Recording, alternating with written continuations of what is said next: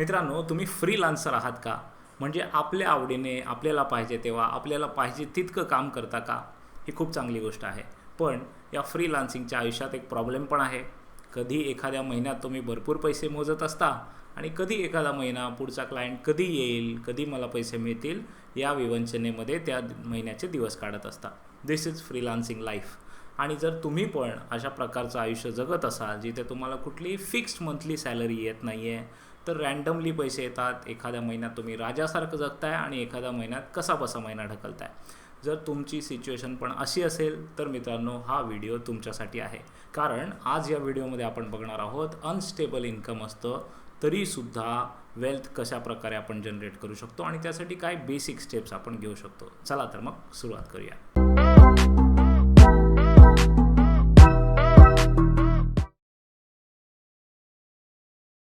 जर तुम्ही फ्रीलान्सर असाल, कन्सल्टंट असाल, डिजिटल क्रिएटर असाल म्हणजे यूट्यूबर असाल किंवा सोशल मीडियामधून पैसे कमवत असाल किंवा गिग वर्कर असाल, जशा प्रकारे झोमॅटो किंवा स्विगी अशा ठिकाणी काम करत असाल किंवा कुठल्याही क्षेत्रात अशा क्षेत्रात असाल जिथून तुम्हाला रेग्युलर पैसे येत नाही आहेत, तर आपण तुम्हाला अनस्टेबल इन्कम आहे असं धरून चालू शकतो. इन्कम येतं आहे परंतु ते वेळच्या वेळी येत नाही, एका सिक्वेन्समध्ये येत नाही. जसं नोकरीमध्ये दर महिन्याला पगार येतो तसं येत नाही आहे. या अनप्रेडिक्टेबल इन्कममुळे तुमचं फायनान्शियल बिहेवियर पण अनप्रेडिक्टेबल होतं. त्याच्यामुळे रेग्युलर बजेटिंग केलं जात नाही, योग्य सेविंग केली जात नाही आणि इन्व्हेस्टमेंट्स केली जात नाही. अनस्टेबल इन्कमचे 4 मुख्य प्रॉब्लेम्स काय आहेत ते आपण बघूया. पहिलं आहे सीझनल इन्कम. कारण तुमचं इन्कम काय आहे, कदाचित या महिन्यात तुम्ही 3 लाख रुपये कमवाल, कदाचित पुढच्या महिन्यात काहीच नसेल. सो हे सीझनल इन्कम असतं. दुसरा प्रॉब्लेम आहे की नो फिक्स डेट. सॅलरीमध्ये जशी लोक 31 तारखेची किंवा पुढच्या महिन्याच्या पहिल्या आठवड्याची वाट बघत असतात की त्या तारखेला मला सॅलरी येणार आहे, तसं मात्र फ्रीलान्सर्सना करता येत नाही. कारण त्यांची सॅलरी कधी कुठून किती येईल ते सांगता येत नाही, त्यांनाही सांगता येत नाही. आणि म्हणून तिसरा प्रॉब्लेम तयार होतो की कन्सिस्टंटली इन्व्हेस्ट करता येत नाहीत.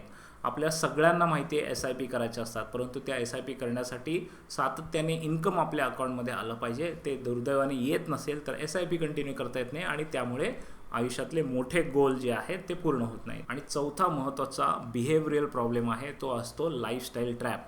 कारण अचानक मोठी रक्कम हातात येते आणि त्याच्यामुळे ती आल्या आल्या खर्च करण्याचा विचार केला जातो.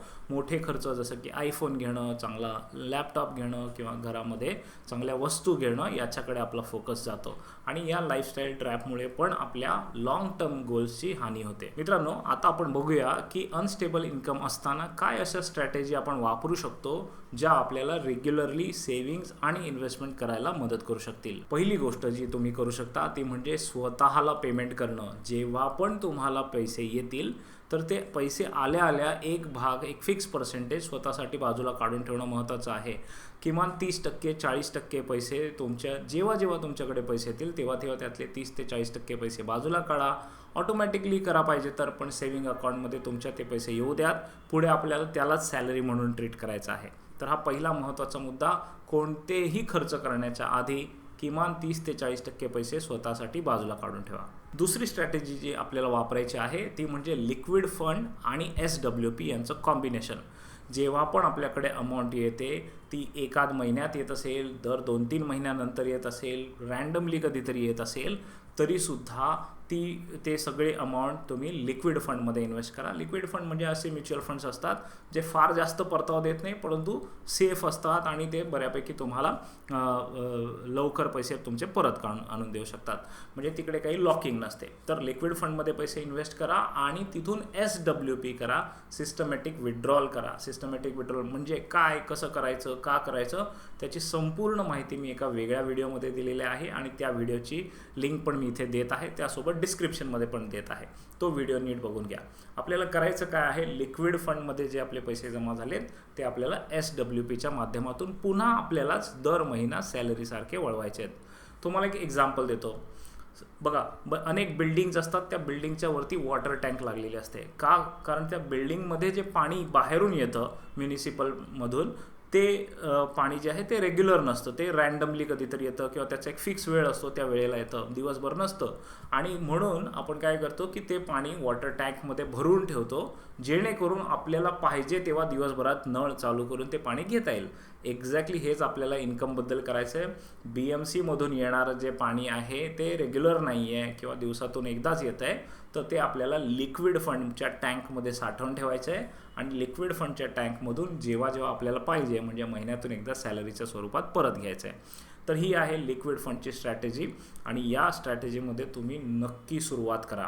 एकदा आपण SWP केली की आपलं इन्कम कन्सिस्टंट होऊन जाईल आणि त्याच्यामुळे तुम्हाला किती फ्लक्च्युएटेड पेमेंट मिळत असलं तरी दर महिन्याला एक फिक्स सॅलरी तुम्हाला वापरता येईल, त्याच्यानुसार बजेट करता येईल. जर तुम्हाला जे बाहेरून इन्कम येतं आहे त्या इन्कममध्ये खूपच मोठी गॅप असेल, खूपच जास्त वेळ लागत असेल 2 पेमेंट्सच्या मध्ये, तर मात्र तुम्हाला बफर इन्कम तयार करून ठेवावं लागेल. जसं आपण इमर्जन्सी इन्कम तयार करून ठेवतो तसंच हे आहे की दर वेळेला जे काही इन्कम येतं आहे त्या इन्कममधून थोडी थोडी अमाऊंट काढून बाजूला अशा ठिकाणी ठेवायची आहे जी पुढचे 3 महिने 4 महिने 5 महिने जरी पेमेंट आलं नाही तरी आपल्याला ती वापरता येईल. याला म्हणतात बफर इन्कम.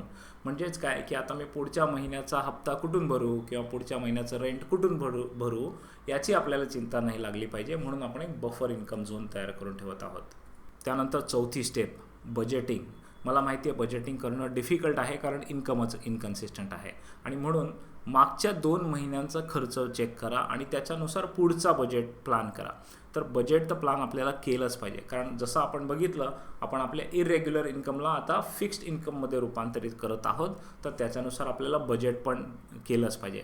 तुम्हाला बजेटिंग देखील नीट करता यावं म्हणून मी एक बजेट शीट कॅल्क्युलेटर जो आहे तो पण तुम्हाला देत आहे, त्याची लिंक मी खाली डिस्क्रिप्शनमध्ये दिलेली आहे. 5वा मुद्दा जो आपल्याला प्रकर्षाने पाळायचा आहे तो म्हणजे आपल्या लाईफस्टाईलला मॅनेज करणं. मला माहिती आहे की खूप कठीण असतं, ज्यावेळेला आपल्या हातात खूप सारे पैसे एकत्र येतात त्यावेळेला ते खर्च करायची खूप इच्छा होते आणि थांबणं खूप कठीण असतं. परंतु इथेच खरं तर आपलं बिहेवियर महत्त्वाचं आहे. आपल्याला काय करायचं आहे, डिले करायचे आहेत आपले डिसिजन. म्हणजे समजा तुमच्याकडे एकत्र 5 लाख रुपये आले तर आपल्याला माहिती नाही पुढचा क्लायंट कधी येईल किंवा पुढची ऑर्डर कधी मिळेल, तर त्या 5 लाखाचे लगेच खर्च न करता एक डिले ॲड करा. उदाहरणार्थ विश लिस्ट डिले. म्हणजेच काय, समजा तुम्हाला एक गोष्ट घ्यायची आहे, फॉर एक्झाम्पल AC घ्यायची आहे, ठीक आहे, तर तुम्ही किमान 15 दिवसांचा डिले ॲड करा की ह्या 15 दिवसांनंतर मी तो घेईन. म्हणजेच काय, या 15 दिवसात तुम्हाला वेगळं काहीतरी करण्याचा विचार येऊ शकतो, तुमचं बजेटिंग सेव्हिंग करण्याचा विचार येऊ शकतो. 15 दिवसात कदाचित वाटेल तुम्हाला की नाही तशी ACची गरजच नाही आहे मला. कुठल्याही प्रकारे इम्पल्स म्हणजे लगेचच डिसिजन घेऊ नका, एक गॅप द्या. याला मी विश लिस्ट असं म्हणतो. जे काही आयटम्स आपल्याला घ्यायचे त्याची एक यादी तयार करा, पण ती यादी एक्झिक्यूट करू नका, त्याच्यावर लगेचच परचेस करू नका.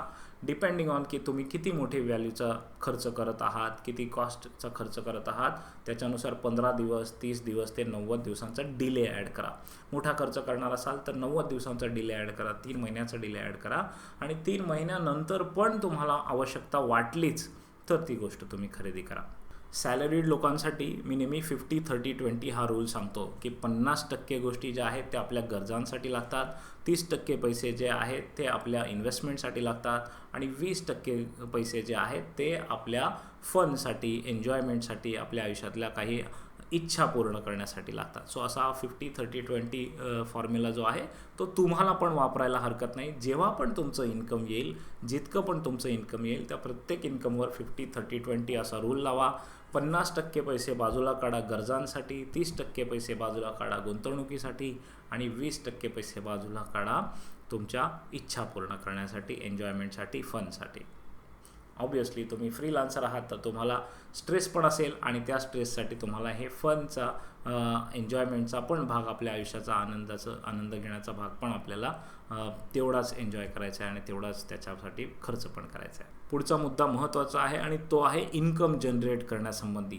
फ्रीलान्सर आहात त्याच्यामुळे कदाचित असं होईल की काही सीझन्समध्ये तुमचं काम चालत असेल, काही ऑफ सीझन्स असतील, तर तो जो मोकळा वेळ मिळणार आहे, तो जो फावला वेळ मिळणार आहे, तिथून मला आणखीन इन्कम कसं जनरेट करता येईल, दुसरं मला काही करता येईल का, माझ्या क्षेत्राशी संबंधित आणखीन काही वेगळं मला करता येईल का, असा विचार करा आणि जितकं पण इन्कम तुम्हाला ॲडिशनल जनरेट करता येईल ते करा, कारण ते तुमच्या लाँग टर्म प्लॅनिंगसाठी तुम्हाला मदत करेल. शेवटचा आणि अत्यंत महत्त्वाचा मुद्दा, चुकीच्या फायनान्शियल प्रॉडक्टपासून लांब राहा. जर तुम्हाला योग्य माहिती नसेल तर अशा ठिकाणी गुंतवणूक करू नका. जर शेअर्स समजत नाही तर शेअर्समध्ये इन्व्हेस्टमेंट करू नका. इक्विटी समजत नाही तर इक्विटीमध्ये पण इन्व्हेस्टमेंट करू नका. त्याच गोष्टी करा ज्या तुम्हाला एका ओळीत समजतील. उदाहरणार्थ PF असेल, PPF असेल, FD असेल किंवा डेट म्युच्युअल फंड्स असतील. ज्या गोष्टी आपल्याला सोप्या भाषेत समजून घेता येतील आणि कळत आहेत तिथेच इन्व्हेस्टमेंट करा. उगाच ॲडव्हेंचरस बनायला जाऊ नका, कारण जर आपले इन्कमच स्टेबल नाही आहे, इन्कमच रेग्युलर नाही आहे, तर आपले आलेले पैसे आपल्याला जास्त चांगल्या प्रकारे जपावे लागतील. आणि म्हणून नीट अभ्यास करूनच मग फायनान्शियल प्रॉडक्ट्समध्ये निर्णय घ्या. कोणी काहीतरी सांगतोय, टिप्स देतोय म्हणून कुठल्याही प्रकारच्या इन्व्हेस्टमेंट्स करू नका. मित्रांनो, या स्टेप्स जर तुम्ही फॉलो केल्या तर तुम्हाला कितीही अनस्टेबल इन्कम असलं तरी एखाद्या रेग्युलर सॅलरीड माणसासारखं, पगारदार व्यक्तीसारखं इन्व्हेस्टमेंट्स करता येतील आणि आपले लाँग टर्म गोल्स अचीव करता येतील. आणि म्हणून क्विकली ॲक्शन घ्या. लगेचच तुमचं पहिल्यांदा बजेटिंग करायला सुरू करा. एक सेविंग अकाउंट बनवा जिथे तुम्ही तुमचे पैसे पार्क करून ठेवाल. लिक्विड फंडमध्ये पैसे गुंतवा जिथून तुम्हाला SW करता येईल. या सगळ्या गोष्टी ज्या आहेत त्या याच महिन्यामध्ये पूर्ण करा आणि मग बघा पुढच्या महिन्यापासून तुम्हाला रेग्युलरली एक इन्कम चालू झालेला असेल. जेव्हा पण तुमचं फ्रीलान्सिंगचं इन्कम येईल त्याला सॅलरीमध्ये तुम्हाला कन्वर्ट करता येईल. सो हे सगळं करणं शक्य आहे. फक्त तुम्हाला इथून विचार करावा लागेल, तुम्हाला त्याच्यावर थोडा थॉट द्यायला लागेल आणि proper behavioural, proper financial discipline जर तुम्ही ठेवलं तर तुम्ही नक्कीच हे करू शकता. हा व्हिडिओ तुम्हाला आवडला असेल तर अवश्य लाईक करा, खाली कमेंट्स करा. तुम्हाला काही प्रश्न असतील तर कमेंट्समध्ये विचारा. त्याचप्रमाणे नेटबेटबरोबर तुम्हाला आणखीन काय शिकायला आवडेल ते पण मला सांगा. नेटबेटच्या माध्यमातून आम्ही अनेक फायनान्शियल विषयांवर माहिती देत असतो, लेख आणि व्हिडिओ बनवत असतो. त्याची तुम्हाला व्हॉट्सॲपवर माहिती पाहिजे असेल तर खाली हा जो नंबर दिलेला आहे त्या नंबरला एक व्हॉट्सॲप मेसेज पाठवा, हाय असा मेसेज पाठवा आणि आम्ही तुम्हाला व्हॉट्सॲप ग्रुप जॉईन करण्याची लिंक पाठवू.